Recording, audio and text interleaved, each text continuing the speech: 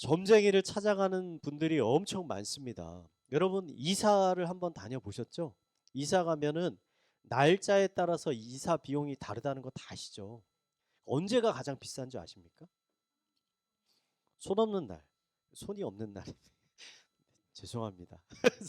손 없는 날이요. 여러분 그 인터넷에 보시면 평소보다 20%더 비쌉니다. 그러니까 손 없는 날이 무슨 날이냐면 귀신이 잘 활동을 하지 않아서 안전한 날을 손 없는 날이라고 하는 거예요.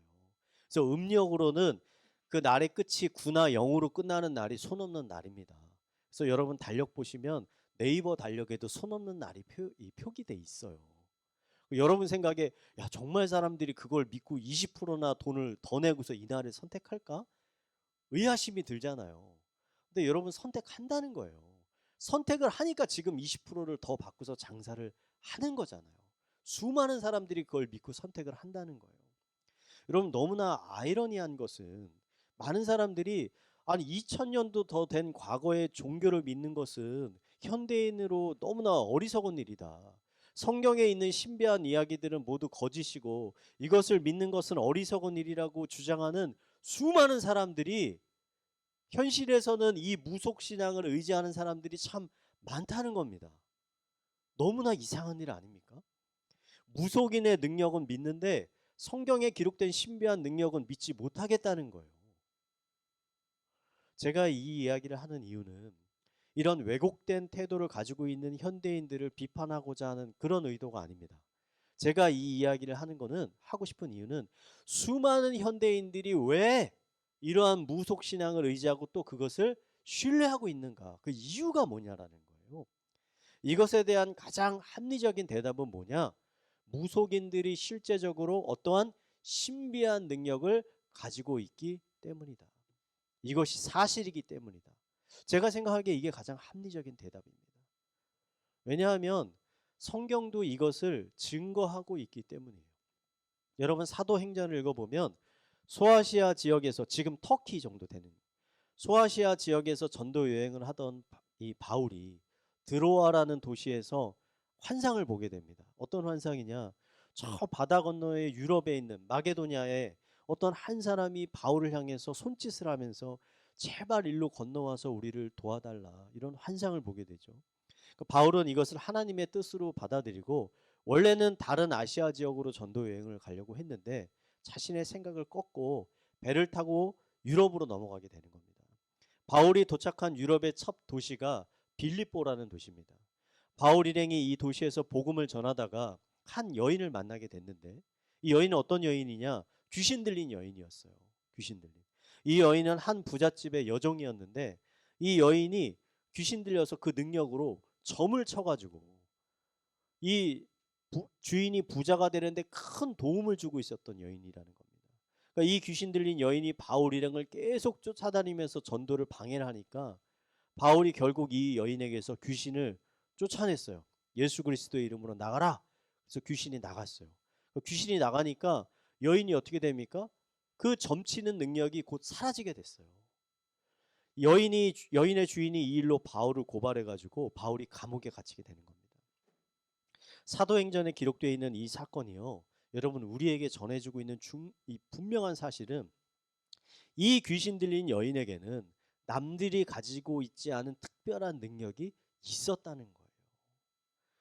성경은 하나님만이 초월적인 능력을 가지고 계시다고 말하지 않습니다.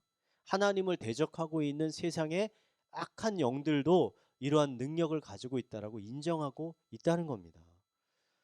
20세기 영국을 대표하는 기독교 변증가였던 C.S. 루이스가 이 악마에 대해서 사탄에 대해서 사람들이 빠지기 쉬운 두 가지 오류에 대해서 이야기했습니다. 첫 번째 오류는 뭐냐면 악마의 존재를 아예 믿지 않는 겁니다.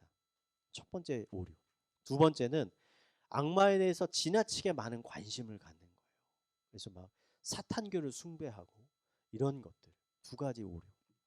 여러분 우리 시대의 많은 기독교인들이요. 놀라운 이적과 영적인 싸움이 과거 성경에 기록된 시대에만 존재했던 것으로 생각하고 사는 분들 많이 있습니다. 여러분 아닙니다. 절대 아닙니다. 에베소서에서 사도 바울이 아까 뭐라고 고백했죠? 우리의 싸움은 혈과 육의 싸움이 아니라 공중의 권세 잡은 악한 영들과의 영적인 싸움이다. 그러니까 이 싸움은 바울 시대에만 한정된 싸움이 아니라 바울이 여종에게서 쫓아냈던 그 악한 영이 우리가 사는 지금 이 시대에도 여전히 역사하고 있다라는 의미라는 거죠. 그러니까 우리는 지금 문명화된 사회에서 살고 있잖아요. 과학기술이 발달된 사회에서 살고 있지 않습니까? 그러니까 이런 시대를 살아가는 사람들이 자주 범하는 실수가 뭐냐면 주변에서 일어나고 있는 모든 일들을 어떻게만 판단합니까? 그냥 과학적인 관점에서만 바라보고 판단을 하는 거예요. 물론 정반대인 사람도 있습니다. 지나치게 모든 것들을 다 영적으로만 판단하는 분도 있어요. 이단들 중에 이런 사람들이 많습니다. 예를 들어서 누군가 감기에 걸렸어요. 그럼 이단들은 어떻게 표현합니까? 귀신 들려가지고, 감기 귀신 들려가지고 저 사람이 감기를 걸렸다. 그래서 귀신을 쫓아내야 저 감기가 나을 수 있다.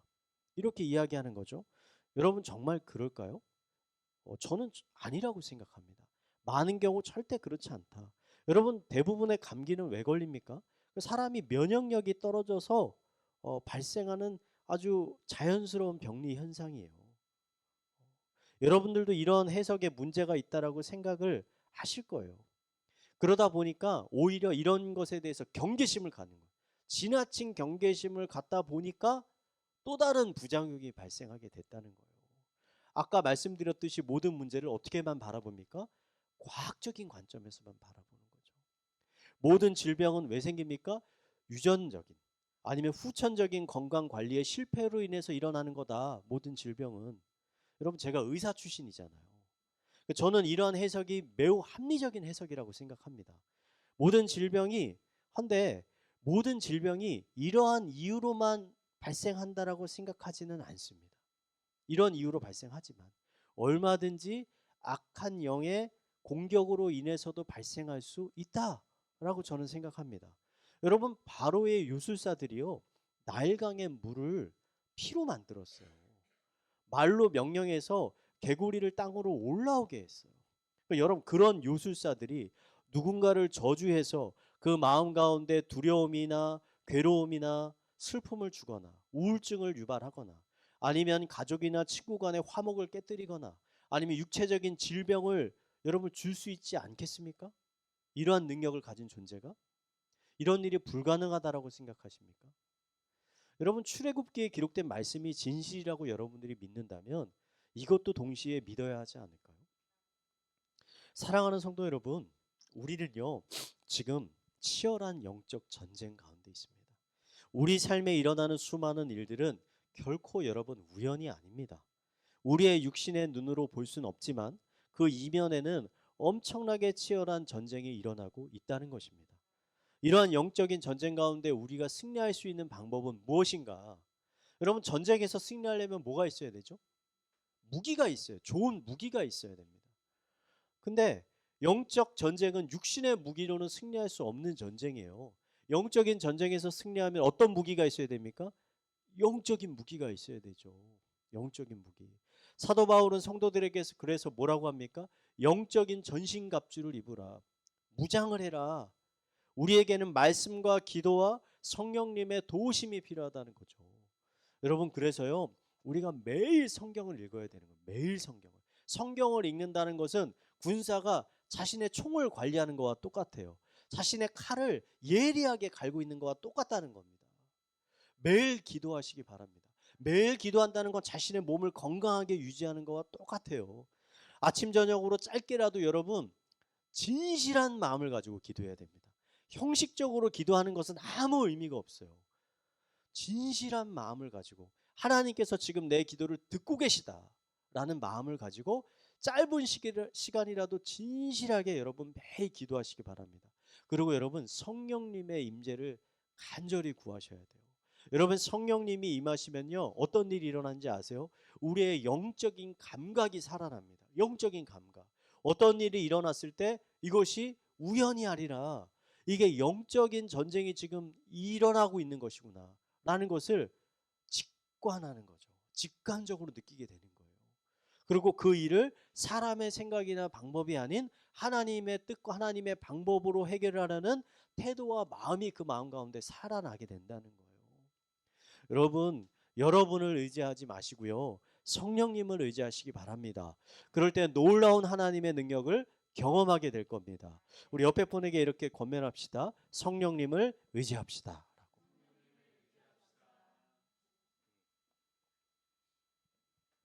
오늘 말씀에서 우리가 발견할 수 있는 두 번째 진리는요.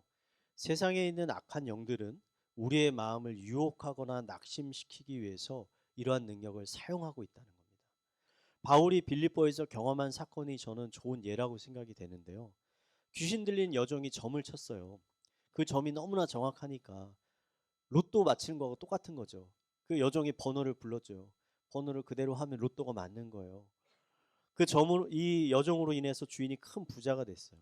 만약에 여러분이 이 부자와 같은 도시에 살고 있었다라고 생각해 보세요. 여러분 어떤 생각이 들겠어요? 우선 그 부자가 굉장히 부럽지 않습니까? 그리고 여러분들도 그 부자와 같이 되고 싶다는 유혹을 느끼지 않습니까? 우리 집에도 그런 여종 한 명 있었으면 정말 좋겠다. 이런 생각 들지 않으십니까? 저는요, 그 당시에 빌립보에 살았던 수많은 사람들이 그런 유혹을 받았을 거라고 생각합니다. 나도 저런 여종 한 명 있었으면 좋겠다. 여러분이 이 세상에는 하나님을 믿지도 않고 오히려 하나님을 무시하고 멸시하는 수많은 사람들이 있습니다. 근데 놀랍게도 그 사람들이 어려운 삶을 살지 않더라고요. 그 사람들 중에는 잘 사는 사람들이 너무나 많아요. 똑똑하고 많이 배우고 돈 많고 건강하고 심지어 사람들에게 인기까지 많아요. 여러분 이러한 사람들을 볼 때 어떤 생각이 듭니까? 어떤 유혹을 받지 않으십니까?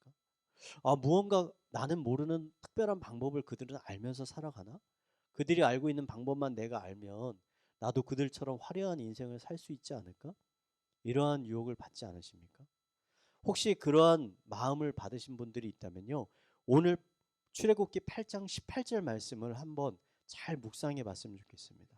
우리 한번 함께 읽어볼까요? 읽겠습니다. 시작.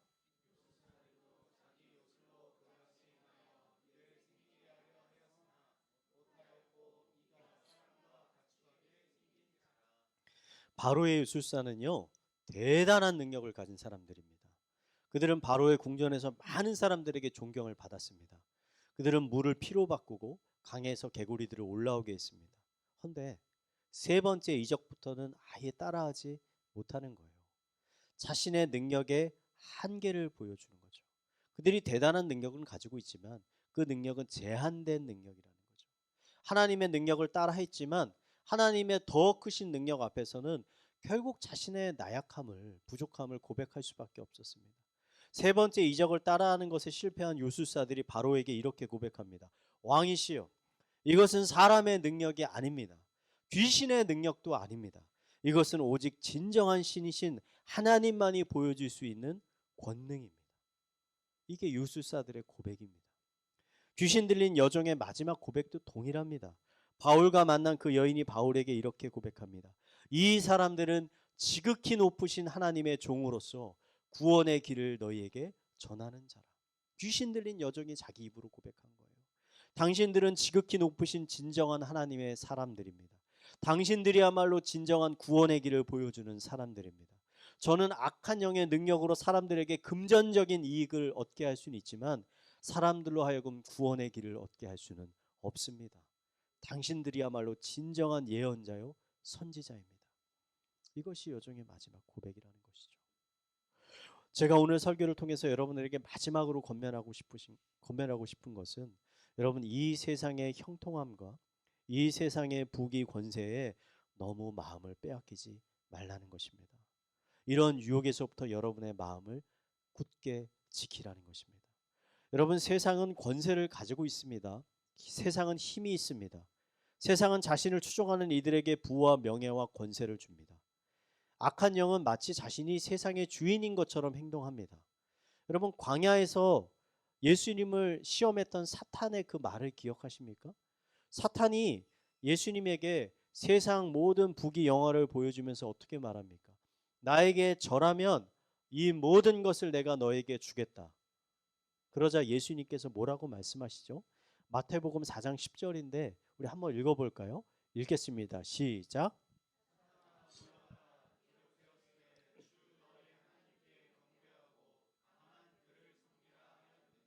아멘. 예수님은요, 이 세상의 주인은 너 사탄이 아니다. 이 세상의 주인은 하나님이다. 라고 선포하는 겁니다. 사탄은 세상의 주인인 척하고 있지만 여러분, 이 세상의 진짜 통치자는 하나님이십니다. 아멘이시죠? 여러분, 가짜 주인은 진짜 주인이 나타나면 쫓겨나게 되는 것입니다. 사탄의 권세는 하나님의 권세 앞에 결국 무너지게 될 것입니다. 그러니 여러분, 낙심하지 마시기 바랍니다. 항상 희망을 가지시기 바랍니다. 소망을 가지시기 바랍니다. 그리고 예수님의 고백과 같이 오직 하나님만을 예배하고 또 경배하시기 바랍니다. 여러분, 이 진리를 깨달은 하박국 선지자가 이런 고백합니다. 비록 무화과 나무가 무성하지 못하며 포도나무에 열매가 없으며 감람나무에 소출이 없으며 밭에 먹을 것이 없으며 우리 양에 양이 없으며 외양간에 소가 없을지라도 나는 여호와로 말미암아 즐거워하며 나의 구원의 하나님으로 말미암아 기뻐하리라다. 아멘. 여러분, 무화과 나무 잎이 마르고 외양간에 송아지가 없고 포도 열매가 없을지라도 절대 절망하지 마시기 바랍니다. 하나님의 때가 이르면 구원의 하나님께서 마른 광야에 샘물이 넘쳐 흐르게 하실 것입니다. 여러분의 인생의 축복의 비를 뿌려 주실 것입니다. 우리의 참 구원자 되신 예수 그리스도 안에서 참 평안과 만족을 누리게 되는 성도님들이 되시기를 이 시간 마지막으로 축원을 드리겠습니다.